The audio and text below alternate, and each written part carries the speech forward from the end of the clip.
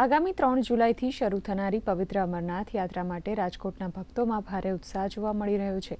Rajkot railway સ્ટેશનથી 35 યાત્રાળુઓ સાથે અમરનાથ યાત્રાની પ્રથમ ટ્રેન રવાના થઈ, જેમાં રાજકોટ સહિત સૌરાષ્ટ્રના મોટી સંખ્યામાં શ્રદ્ધાળુઓ બાબા બર્ફાનીના દર્શન માટે પ્રસ્થાન કર્યું હતું। શ્રદ્ધાળુઓએ જણાવ્યું હતું કે અમરનાથ ગુફામાં બરફથી સ્વયંભૂ પ્રગટ થતા શિવલિંગના દર્શન એક દિવ્ય અને અલૌકિક અનુભૂતિ કરવા માટે તેઓ ઉત્સાહી છે।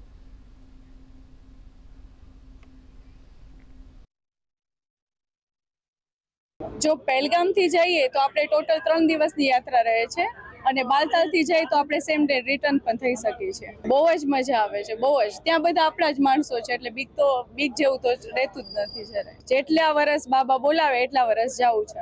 હું 2 વર્ષ છું, ગયા વર્ષે ગયા હતા અને આ વર્ષે ફરીવાર જાઉં છું। અમે આમ તો જોવા જઈએ ને 25 જણાનું ગ્રુપ છે, પણ અત્યારે અમે 10-15 જણા એક જ ગ્રુપમાં સાથે છીએ।